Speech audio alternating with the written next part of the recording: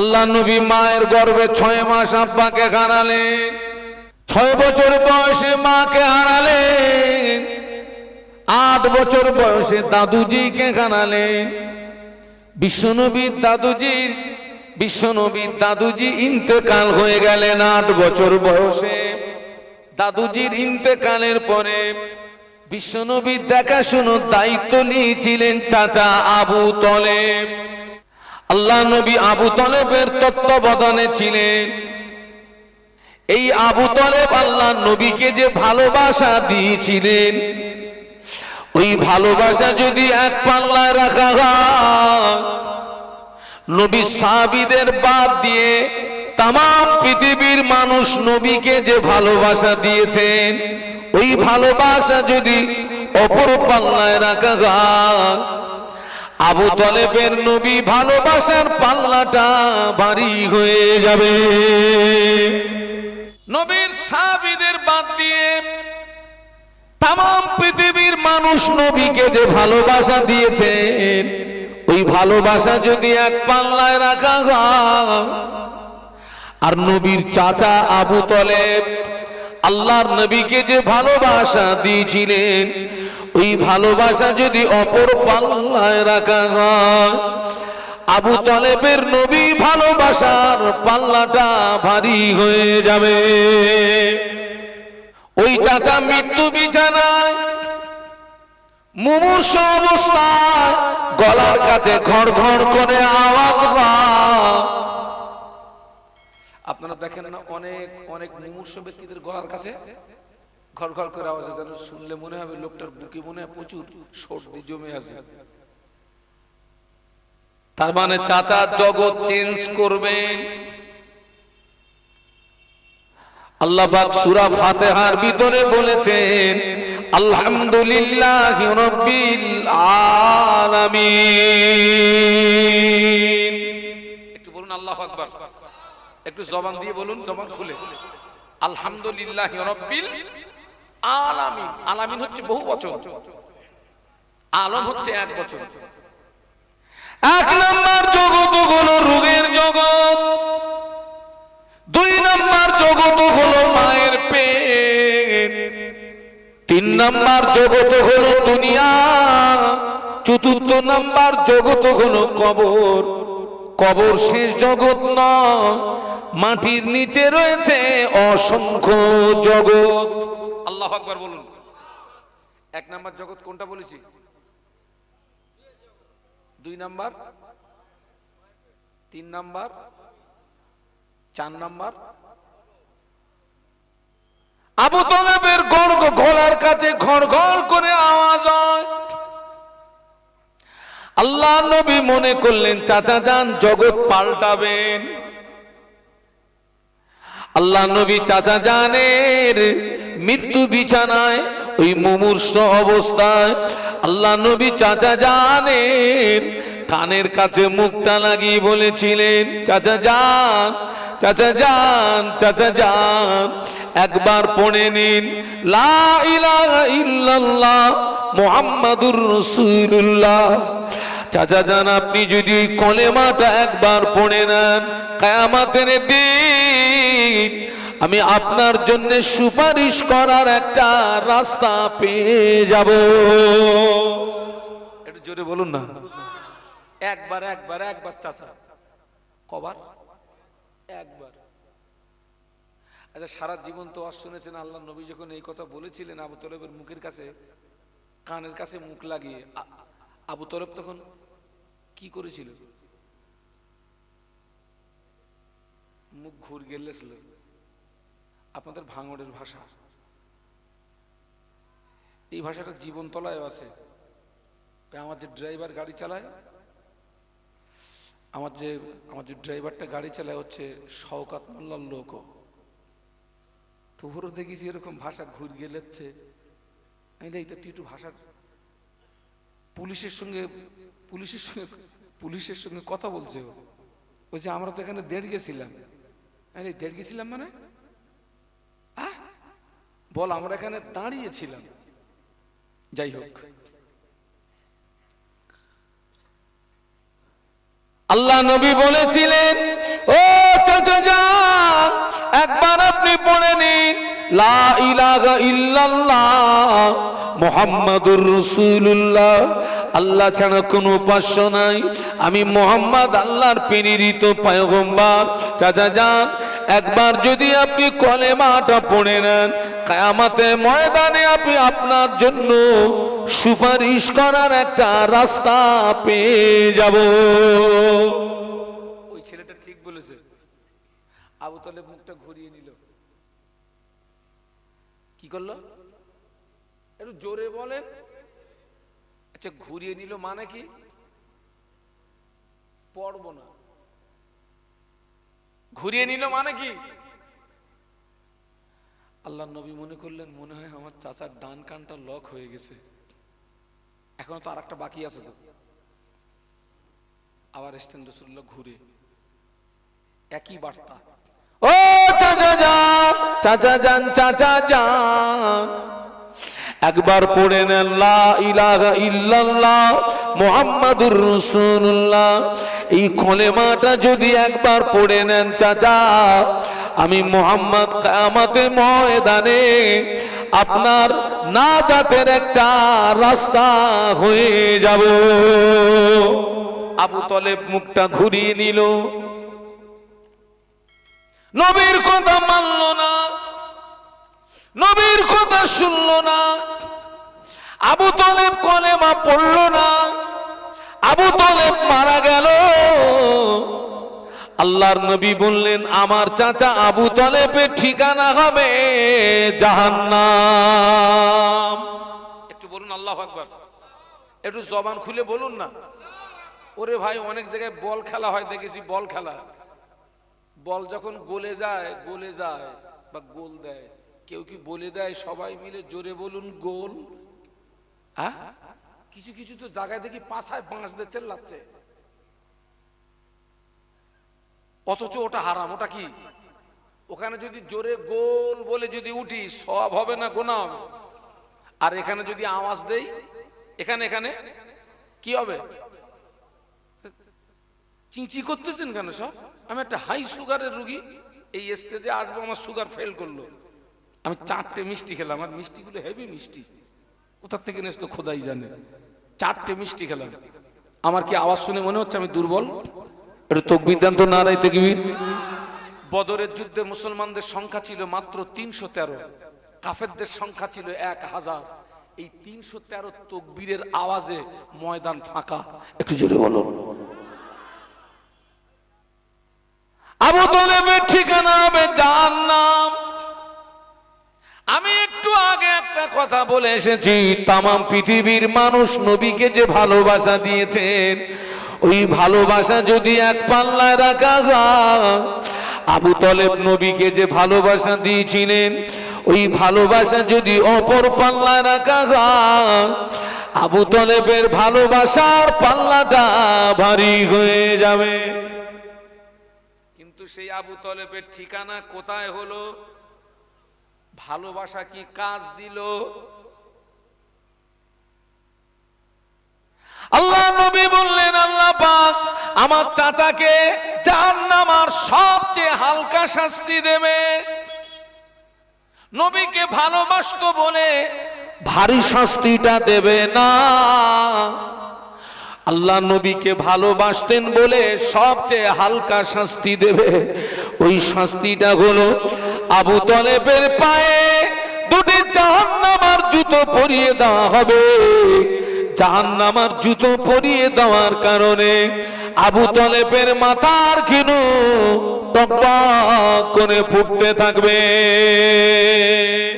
বলো আল্লাহু আকবার। একটু জবান খুলে বলো। আচ্ছা ভাই, পায়ে যদি জাহান্নামের জুতো পরিয়ে দেওয়ার কারণে মাথার ঘিনু ফোটে, এ মাঝখান ভালো আছে?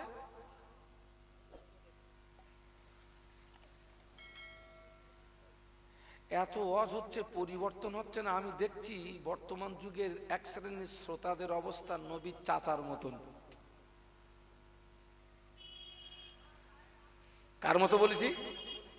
দুটো পায়ে ধরে বলতেছি, একটু জোরে কথা বলতে হবে, ঠাস ঠাস করে কথা বলতে হবে। কার মতো বলেছি? চাচার মতো। আল্লাহর নবীর মুখ ছিল চাচা জানের কানের কাছে, আর আলেমদের মুখ থাকে শ্রোতাদের কানের কাছে। আপনি বলবেন হুজুর আপনি তো আমাদের থেকে অনেকটা দূরে আছেন। হ্যাঁ দূরে আছি, আমি এখানে কথা বলছি, আমার এই কথাকে ফ্লাশ করছে কে? বক্স মাইক, এই আওয়াজ আপনাদের কানে যাচ্ছে তো, তার মানে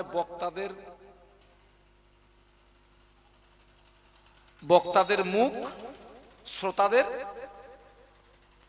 আলেমরা বলে বাবা 5 ওয়াক্ত নামাজ পড়বি, রমজান শরীফের রোজা রাখবি, টাকা থাকলে হজ করবি, টাকা থাকলে যাকাত দিবি, লটারির টিকিটটা কাটবি না, সুদটা খাবি না, গাঁজায় দম দিবি না। লটারির টিকিট কাটবি না, গাঁজায় দম দিবি না, পরে সম্পত্তি জবরদখল করবি না। ওরা নবীর চাচার মতন মুখ ঘুরিয়ে নিয়ে বলছে হুজুর করব তোমার বাপের কি। এই একদল আছে না নেই? বস তুই কর, আমার আনেছিস কেন? আবু তালেব মুখ ঘুরিয়ে নেওয়ার কারণে আবু তালেবের ঠিকানা যদি জাহান্নাম হয়, আলেম ওলামাদের কথা শুনে কেউ যদি মুখ ঘুরুঘুরি করে, বেটা ঠিকানা হবে কোথায়? কোথায়? ওটা আমি বলবো না বাপ, আমি বলে মার খাবো।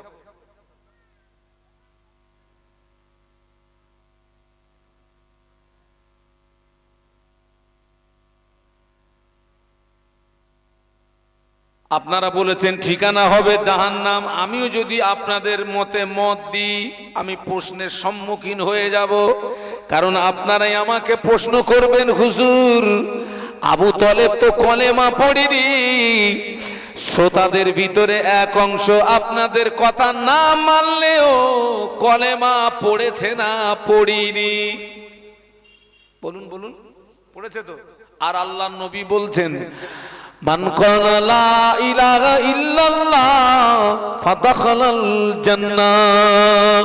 আল্লাহর নবী বললেন যে ব্যক্তি একবার কলেমা পড়লো ওই ব্যক্তি আল্লাহর জান্নাতে প্রবেশ করবে। একটু মহব্বতে বলুন।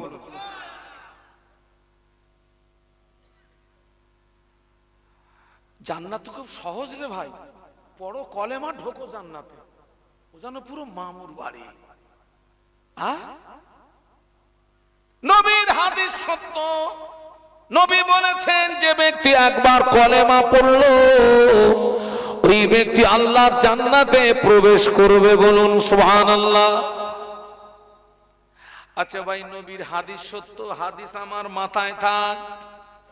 এখন আপনাদেরকে জিজ্ঞাসা করছি কলেমা শরীফের মানে কি? লা ইলাহা ইল্লাল্লাহ মুহাম্মাদুর রাসূলুল্লাহ এর বাংলা মানে কি? আর বাস। আচ্ছা এই যা মানে বলেছেন, আল্লাহর নবী বলেছেন যে একবার কলেমা পড়বে কোথায় যাবে? জান্নাতে। নবীর হাদিস শুনিয়েছি। কলেমা পড়লে জান্নাত ও হাদিস সত্য। আর এই যে কলেমার মানে বলেছেন, কোনো মাবুদ নেই আল্লাহ ছাড়া, হযরত মুহাম্মদ সাল্লাল্লাহু আলাইহি ওয়াসাল্লাম আল্লাহর প্রেরিত পয়গম্বর। কলেমার ভিতরে নামাজ পড়তে হবে লেখা নেই, রমজানে রোজা রাখতে হবে লেখা নেই, হজ করতে হবে লেখা নেই, যাকাত দিতে হবে লেখা নেই, গান শোনা যাবে না লেখা নেই, মদ খাওয়া যাবে না লেখা নেই, গাঁজায় দম দেওয়া যাবে না লেখা নেই, তাস খেলা যাবে না লেখা নেই, লটারির টিকিট কাটা যাবে না লেখা নেই। এখন আমি শুধু কলেমাটা পড়বো আর ওই ভালো কাজগুলো করব না, আর ওই খারাপ কাজ থেকে জীবন বাঁচাবো না। কলেমায় জান্নাতে যাওয়া যাবে কেন? আরে আল্লাহর নবী তো বলেছেন যে ব্যক্তি কলেমা পড়লো সে জান্নাতে যাবে।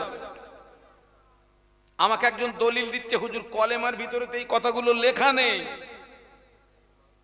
না বলছে তো লেখা নেই, তো কলেমার ভিতরে। আমি বলি খোকা, যদি কলেমার ভিতরে নামাজের কথা লেখা নেই বলে তুই নামাজ পড়বি নি, গাজায় দম দেওয়া যাবে না লেখা নেই তুই গাজায় দম দিবি, ওটা যদি তোর দলিল হয় তুই আমার দলিলটা আগে কেটে দে।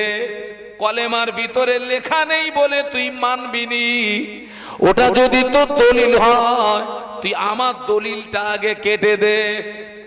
বলে আমি একটা দলিল দিয়েছি, দলিলটা আপনাদেরকে বলবো। আমরা যারা বিবাহিত বরপক্ষ আগে যায় মেয়ের বাড়িতে, কি তাই তো নাকি? যে মাওলানা সাহেব আমাদের বিয়ে পড়িয়েছিলেন, সাদা কাগজে একটা বায়ান লেখে, অমুক থানার অন্তর্গত অমুক গ্রামের নিবাসী অমুকের পুত্র অমুকের পৌত্র এত টাকা দেনমোহরের পরিবর্তে তোমার সঙ্গে বিবাহ করিতে আসিয়াছে, তুমি উক্ত বিবাহে রাজি হইয়া সাক্ষীদ্বয়ের সম্মুখে আমাকে উকিল নিযুক্ত করো। এটা বায়ান লেখা হয় না, হয় না? ওই বায়ানটা নিয়ে একজন উকিল আর দুজন সাক্ষী কার কাছে যায়? মেয়ের কাছে গিয়ে উকিল বর্ণনাটা শোনায়, শুনিয়ে বলে মা তুমি বলো আমি কবুল করিলাম। আমাদের সমাজে কিছু মা আছে বলে হুজুর বলা লাগবে না, ফোনে মিটে গেছে। আর একদল মায়েরা আছে তারা ভালো, একটু ফোঁপিয়ে ফোঁপিয়ে কাঁদে, কবুল বলতে চায় না, পিছন দিক দিয়ে ভাবিরা ধাক্কা মারে, কবুল বলতা না হলে ওরে পাবিনি। ও কবুল বলল, বিয়ে হয়ে গেল, বাড়ি আসলো, এক সপ্তাহ রেস্ট। এক সপ্তাহ পরে ছেলেটা মেয়েকে ডেকে বলছে শোনো আমি কি তোমাকে বিয়ে করেছি তুমি কি জানো? মেয়েটা চিন্তা করতেছে আল্লাহ কি পাগল টাগল নাকি, বিয়ে হয়ে গেল, এক সপ্তাহ হয়ে গেল, কত কি হয়ে গেল, এখন আমার বলতেছে আমি তোমার বিয়ে করেছি তুমি জানো, তার মানে কি পাগল? বলছে আমি তো খুব জানি, তুমি আমার স্বামী। বলছে শুধু জানলে হবে না, আজকে থেকে তোমাকে কিছু দায়িত্বের কথা বলছি। আমার বাড়ির ভাত রান্না করা, তরি তরকারি রান্না করা, থালা বাসন পরিষ্কার করা, গরু ছাগলের সেবা যত্ন করা, আমার বাপ মা সেবা যত্ন করা, আর আমার যে কত যত্ন করতে হবে ঠিক নাই, সব দায়িত্ব তোমার। মেয়েটা বলছে উহু তা হবে না। কেন হবে না? বলে যে একটা বর্ণনা এনে তিনজন এসে আমাকে ওই বর্ণনা শুনিয়েছিল, ওই বর্ণনার ভিতরে তো এই কথাগুলো লেখা ছিল না। এ ঠিক বলছে না ভুল বলছে? এই সেদিন বলিসনি কেন? তখন ভেবে চিন্তে ডাকতাম, তোর মতন মদ্দা লোকের কবুল বলতাম কিনা। তুই এখন শর্ত লাগাচ্ছিস কেন? তোর বাপের খেদমত করতে হবে, তোর মার খেদমত করতে হবে, তোর 14 গোষ্ঠীর খেদমত করতে হবে, তুই এখন বলতেছিস কেন? সেদিন বলিসনি কেন? ওই বর্ণনার ভিতরে দিসনি কেন? তখন ভেবে চিন্তে দেখতাম তোর মতন মদ্দা লোকের কবুল বলতাম কিনা। তুই এখন শর্ত লাগাচ্ছিস। তুই এই দায়িত্ব পালন যদি না করে, ওই বর্ণনার ভিতরে এই কথাগুলো লেখা নেই বলে ওই ভদ্র মহিলা যদি দায়িত্বগুলো মেনে না নেন, ওই ভদ্র মহিলার নসিবে কোনো স্বামী জুটবে নাকি? জুটবে, জুটবে। কলেমা ততই বছর কলেমার ভিতরে নামাজের কথা লেখা নেই, রোজার কথা লেখা নেই, হজের কথা লেখা নেই, যাকাতের কথা লেখা নেই, গান শোনা যাবে না লেখা নেই। এই শীতের সময় অনেক মেলা হয়, মেলায় যাওয়া যাবে না লেখা নেই। ঠিকই, কিন্তু আপনি যেদিন কলেমা পড়েছেন অটোমেটিক ওই দায়িত্বগুলো আপনার উপরে বর্তিয়ে গেল। কলেমা পড়ার পরে নামাজ যদি না পড়েন, কলেমা পড়ার পরে মেলায় যাওয়া যদি বন্ধ না করেন, কলেমা পড়ার পরে লটারির টিকিট কাটা যদি বন্ধ না করেন, কলেমা পড়ার পরে দৌড় খেলা যদি বন্ধ না হয়, শুধু কলেমায় জান্নাতে যাওয়া। আর সবাই মিলে বলুন। তাহলে প্রশ্ন করবেন হুজুর ওই হাদিস কি হবে? নবী তো বলেছেন কলেমা পড়লে কি তাহলে ও হাদিস কি হবে? ও হাদিস ঠিক, ও হাদিসের জায়গা আলাদা। একজন কাফের সকাল 10টায় ঈমান এনেছে, কটায়? জোহরের রাত আসার আগে মারা গিয়েছে। সকাল 10টায় ঈমান এনেছে, জোহরের রাত আসার আগে মারা গিয়েছে। ওই ব্যক্তিটা কি শরিয়াতের হুকুম অমান্য করার সময় পেয়েছে নাকি? জোরে বলুন, জোরে বলুন। না, ওই ব্যক্তিটাকে কলেমা সরাসরি জান্নাতে পৌঁছে দেবে। একটু জোরে বলুন। আমি কি ক্লিয়ার করতে পেরেছি? আমরা কলেমা পড়ার পরে ভালো কাজ করার সময় পাচ্ছি, কলেমা পড়ার পরে অন্যায় থেকে জীবন বাঁচানোর সময় পাচ্ছি। এরপরেও যদি হগল বগল করে জীবন যাপন হয়, কলেমায় জান্নাতে যাওয়া বেটা কঠিন হয়ে যাবে।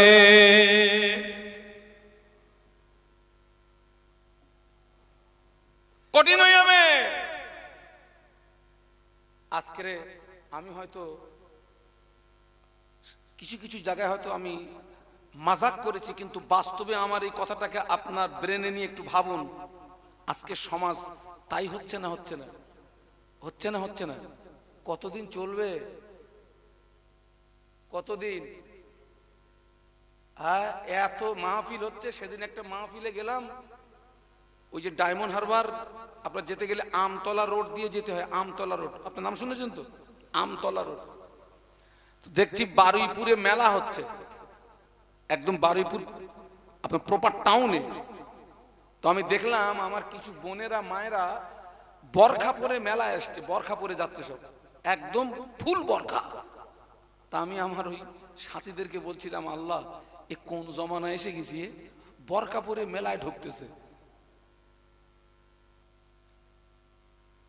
আমাদের ঘরের ছেলেরা নারীরা বিপুল পরিমাণে মেলায় যোগদান করে না? করে না? যারা মেলায় যাবে, মেলায় গান বাজনা গান, ডান্স হাঙ্গামা গান। কোন মুসলমান যদি গান শুনে মনে মনে তৃপ্তি পায়, কোন মুসলমান যদি গান শুনে মনে মনে আনন্দিত হয়, ওই মুসলমানটা মুসলমান থাকে না, ওই মুসলমানটা বেঈমান হয়ে যায়। ওই মুসলমানটা বেঈমান হয়ে যায়। ওই অবস্থায় যদি ওর বিবির সঙ্গে মেলামেশা করে, ওর বিবির পেটে যদি বাচ্চা আসে, ওই বাচ্চাটা হারামজাদা বেজম্মা বাচ্চা হবে।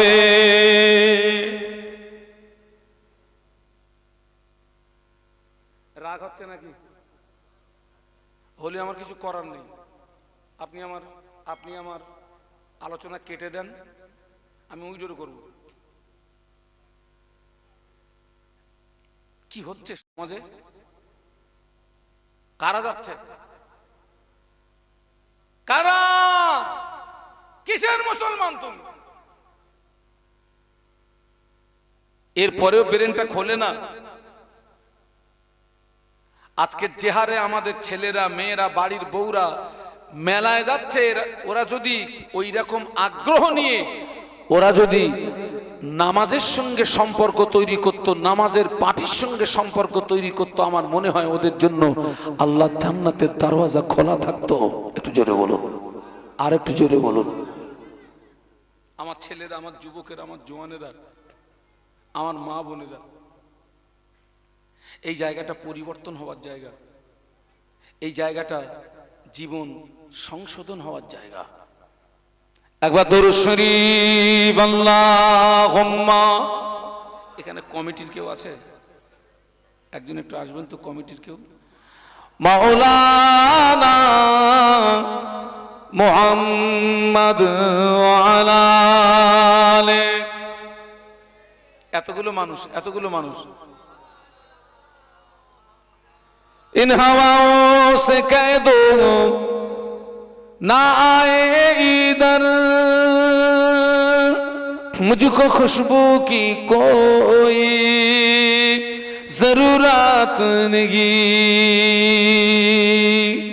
जिनकी खुशबू से महका है सारा जहां, ओ खुशबू मदीने में मौजूद है। अल्लाहुम्मा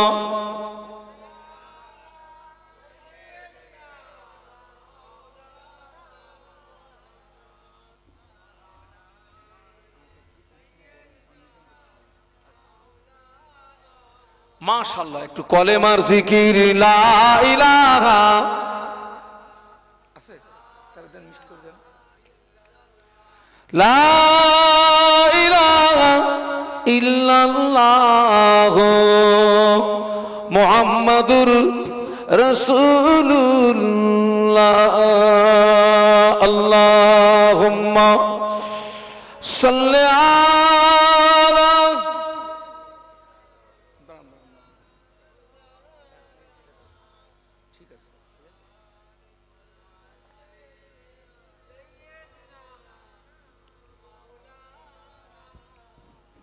আমার ভাইরা, জওয়ান যুবকেরা, ছেলেরা, বাচ্চারা, মা বোনেরা, এই জায়গাটা হচ্ছে জীবন পরিবর্তন হওয়ার জায়গা।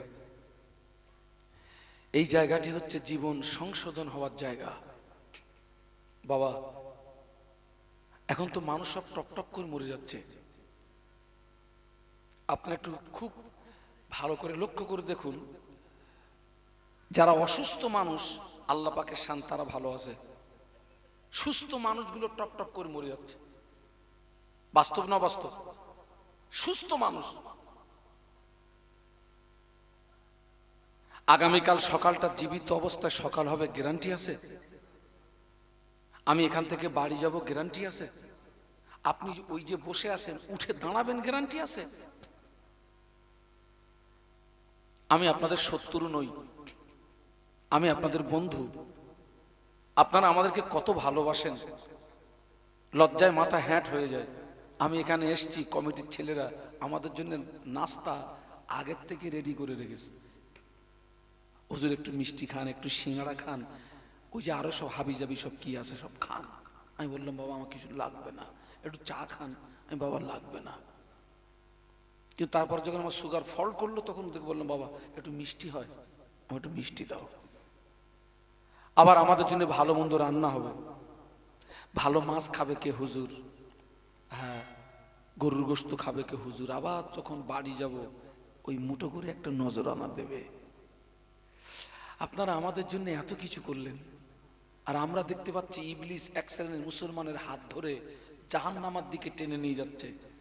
আপনি আমার জন্য এত কিছু করলেন, আমি কি পারবো না আপনাকে ইবলিসের হাত থেকে ছিনিয়ে নিয়ে জান্নাতের রাস্তাটা দেখাতে? আপনি আমার জন্য এত কিছু করলেন, এত ভালোবাসা দিলেন।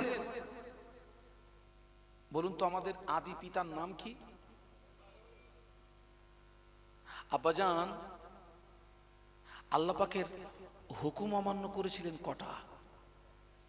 একটা। ইবলিস শয়তান আল্লাহ পাকের হুকুম অমান্য করেছিল কটা? আব্বাজান এটা বলতে হবে, পদস্খলন বলতে হবে, লাজ্জাস বলতে হবে।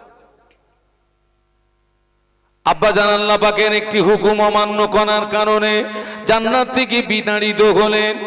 ও আমার ভাইরা, আব্বাজান আদম আলাইহিস সালাম জান্নাত থেকে বিতাড়িত হওয়ার পরে এত লজ্জিত হয়েছিলেন, এত শর্মিন্দা হয়েছিলেন, লজ্জায় শরমে 40 বছর আল্লাহর আসমানের দিকে মাথা উঁচু করে তাকাননি। একটু বলুন সুবহানাল্লাহ। কত বছর বলেছি? উনি যখন জান্নাত থেকে যখন বিতাড়িত হলেন 40 বছর লজ্জায় শরমে আল্লাহর আসমানের দিকে মাথা উঁচু করে তাকাননি। সব সময় কাঁদতেন, রব্বানা যালামনা আনফুসানা ওয়া ইল্লাম তাগফির লানা ওয়া তারহামনা লানাকুনান্না কুন্না মিনাল খাসিরিন। আল্লাহ অত্যাচার করেছি নফসির উপরে, জুলুম করেছি নফসির উপরে। আল্লাহ আপনি যদি মাফ না করেন, আপনি যদি ক্ষমা না করেন, আমি আদম ক্ষতিগ্রস্তদের দলভুক্ত হয়ে যাব। আব্বা জানের রোনা জারি, আব্বা জানের চোখের পানি আল্লাহ পাকের দরবারে কবুল হয় না। 300 বছর মতান্তরে 350 বছর রোনা জারি করার পরে ওই মক্কা শরীফের জাবালুর রহমত নামক পাহাড়ের চূড়াতে আমাদের আব্বা জানের দোয়াটা আল্লাহ পাকের দরবারে কবুল হয়ে যায়। এখান থেকে আমাদেরকে শিক্ষা নিতে হবে। আব্বাজান হুকুম অমান্য করেছেন কটা? কেঁদেছেন কতদিন? 300 বছর মতান্তরে 350 বছর। আমরা সেই আদমের সন্তান, তো আমরা আল্লাহর হুকুম অমান্য করেছি কটা? গোনাগাতানি অগণিত। আল্লাহর কাছে কি ক্ষমা চেয়েছি কদিন, কেঁদেছি কদিন? এক্ষুনি যদি মৌত হয়, এই ছেলেরা আমার কথা বুঝতে পারছো না? পারছো না? আজকের রাতে যদি আমার মরণ হয়, আমার অনন্তকালের আখিরাতটা অন্ধকার হবে না আলোকিত হবে? ওরে বেটা, দুনিয়া তো ক্ষণস্থায়ী। এই যে আমরা যা কিছু আনন্দ উৎসব যা করছি, দুনিয়া হচ্ছে একটা ওয়েটিং রুম। এখানে আমরা সামান্য সময়ের জন্য কি করছি? ইন্তজার করছি। মৃত্যুর গাড়ি আসলেই, বলুন, আজরাইলের ডাক আসলেই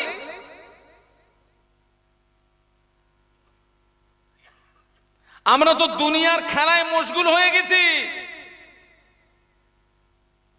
দুনিয়ার খেলায় মশগুল হয়ে আল্লাহ ভুলে গেছি, নবী ভুলে গেছি, কবর ভুলে গেছি, হাসর ভুলে গেছি, মিজান ভুলে গেছি, পুলসুরাত ভুলে গেছি।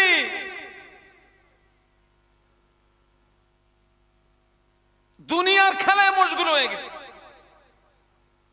আপনারা দেখেন না, ছোট ছোট ছেলেরা, ছোট ছোট মেয়েরা, আপনারা প্র্যাকটিক্যালে দেখেছেন কিনা আমি জানি না, দেখবেন ঘরের আনাচে কানাচে খেলা করে।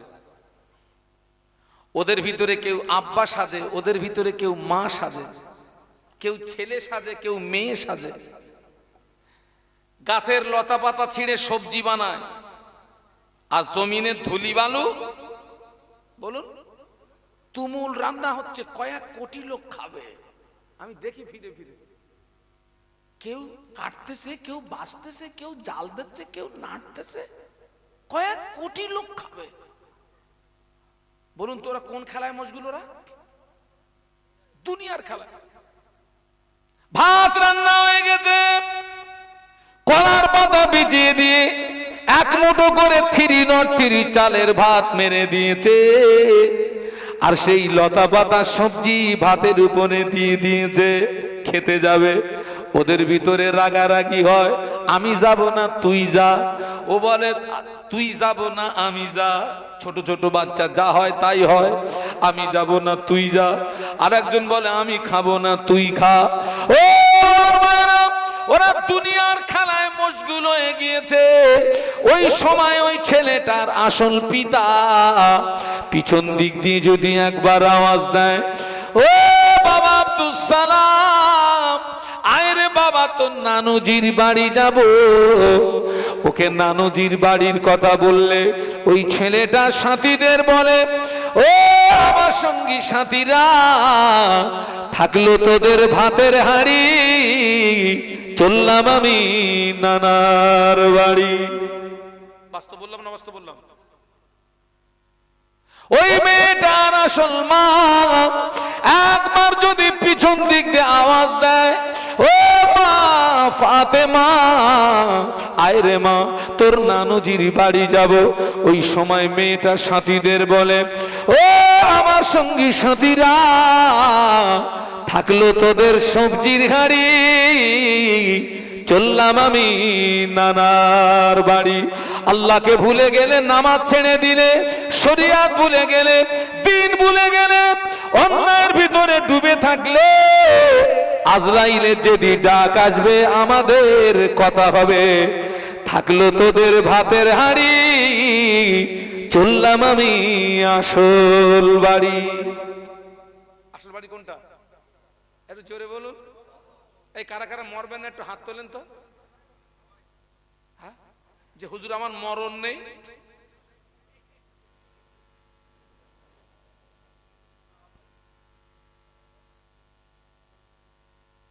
আমি কিন্তু আপনাদেরকে হাসির খোরাক দেইনি, এখান থেকে শিক্ষা নেন, এখান থেকে শিক্ষা নেন।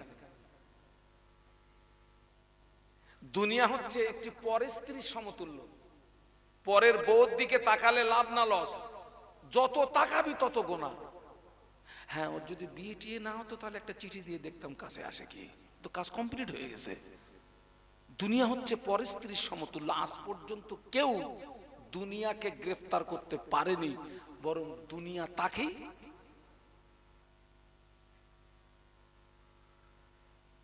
বাদশা জুলকারনাইন একদিন সাথীদেরকে ডেকে ওসিয়াত করলেন, ও আমার সঙ্গী সাথীরা, আমার ইন্তেকালের পরে আমার লাশ যখন গোসল দিবি, গোসল দিয়ে যখন কাপনের কাপড় পরাবি, আমার হাত দুটোকে যেন কাপড়ের ভিতরে দিবি না, আমার হাত দুটোকে কাপড়ের বাইরে বার করে রাখবি।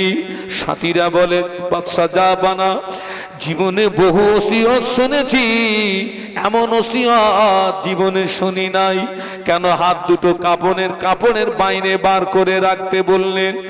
বাদশা জুলকারনাইন বলেছিলেন, ও আমার সঙ্গী সাথীরা, আল্লাহ আমাকে বিশাল বাদশাহী দান করেছেন, আল্লাহ আমাকে বিশাল বাদশাহী দান করেছেন, কিন্তু আমার মরণের পরে আমি তামাম পৃথিবীর মানুষকে শিক্ষা দিয়ে যেতে চাই।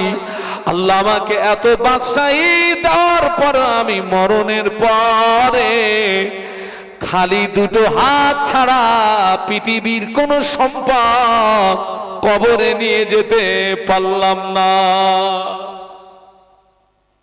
বাস্তব না বাস্তব? আমরা এই যা হাঁপাহাঁপি করতেছি কিসের জন্য?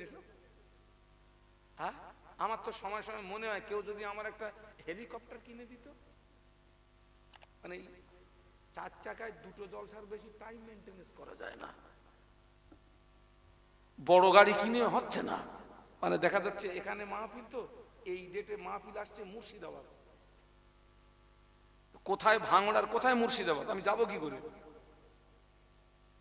আজকের এখানে মাহফিল, আবার সেই ডেটে মাহফিল আসছে মালদা, আমি এখান থেকে মালদা যাব কি করে? আগে যে গাড়ি চাপতাম ছোট গাড়ি, ওটারে বিক্রি করে দিয়ে আল্লাহ একটা বড় গাড়ি দিল, সে ওতেও হচ্ছে না। তো ওই জন্য মনে হচ্ছে কেউ যদি একটা হেলিকপ্টার কিনে দিত আমার পক্ষে একটু সুবিধা হতো। আরো চাই, আরো চাই। জেনে রেখে দেবেন, আদম সন্তানের পেট কবরের মাটি ছাড়া ভরবে না। আরো চাই, আরো চাই। বাস্তব না বাস্তব? কবরের মাটি ছাড়া আদম সন্তানের পেট ভরবে না। একজনকে যদি এক জমিন সমপরিমাণে সোনা দেওয়া হয়, তার আকাঙ্ক্ষা কি হবে? আর একটা আবাদ দিলি, আর একটা লাফাচ্ছে, আরো চাই। আর এই আরো চাইতে গিয়েই কিন্তু আমরা অন্যায়ের সঙ্গে জড়ে গেছি, তাই না ভাই? আগে আমি দূরে দাঁড়াতে মাহফিলে গেলে মহিলাদের কাছে দোয়া চাইতাম, ভাবিদের কাছে দোয়া চাইতাম, চাচিদের কাছে দোয়া চাইতাম। ভাবিরা, চাচিরা, আজকের আমার মাহফিল রাজস্থানে আজমির শরীফে আমার মাহফিল। ও ভাবিরা, চাচিরা, আমার জন্য দোয়া করবেন, আল্লাহ যেন আমার ইজ্জত বাঁচায়। আমি মাহফিলে চলে গেলাম হায়দ্রাবাদ, মেয়েদের কাছে দোয়া চাই, মায়েরা, বোনেরা, আমার জন্য দোয়া করবেন, আল্লাহ যেন আমার ইজ্জত বাঁচায়। আমি চলে গেলাম আমেদাবাদ। ওরা আমাকে মাহফিলে নিয়ে গেল। আমি মায়েদের কাছে দোয়া চেয়েছিলাম, মায়েরা দোয়া করবেন আল্লাহ যেন আমার ইজ্জত বাঁচায়। মনে প্রশ্ন আসতে পারে, হুজুর আপনি মায়েদের কাছে দোয়া চাইলেন কেন? দোয়া কবুলিয়াতের 1 নাম্বার শর্ত হলো হালাল রুজি খাওয়া। সুবহানাল্লাহ বলেন। দোয়া কবুলিয়াতের 1 নাম্বার শর্ত কি বলেছি? আমার চেয়ে আমার বাড়ির লোক বেশি হালাল খায়। দাঁড়িয়ে রয়েছে তো, ওরা তো সব দেখতে পাচ্ছে তো, ফাঁকা রয়েছে। আগে আসতে বলবো? আচ্ছা, আপনারা কি কথাটা শুনতে পেয়েছেন না পাননি? তাহলে আমার কি আবার বলতে হবে? যতটা আসেন মুরব্বী, একটু আসেন দিন মুরব্বী, আগিয়ে আসেন। স্টেজ উঁচু হয়ে গেছে সব, নাকি ঘাড় ব্যথা করতেছে সব? আগিয়ে আসেন, আরো আসেন, যতটা আসার মতন একদম পুরো পাকিস্তানের বর্ডারে আসেন, আসেন। আর একটু কলেমার জিকির, লা ইলাহা ইল্লাল্লাহ। জবান খুলে, জবান খুলে। এই ছেলেরা ফাঁকি মেরো না, জোরে জোরে পড়ো, লা ইলাহা ইল্লাল্লাহ।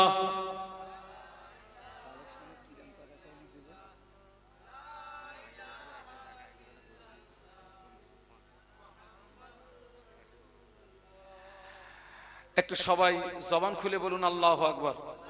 এ খোকা, আসো আসো, বসো বসো বসো বসো বসো, আসো। দরুদ শরীফ, আল্লাহুম্মা সাল্লি আলা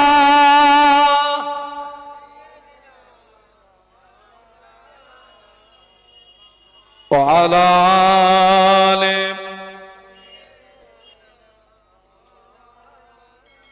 আমি কি বলছিলাম?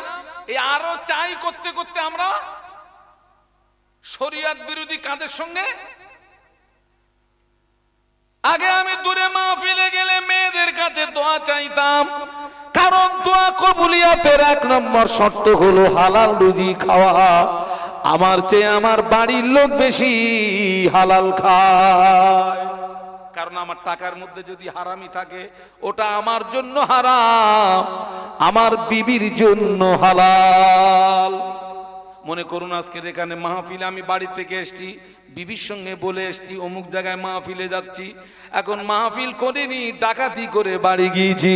আমার বিবি মনে করবে হুজুর লস করে বাড়ি এসেছে, ওই মালটা আমার জন্য হারাম, আমার বিবির জন্য হালাল।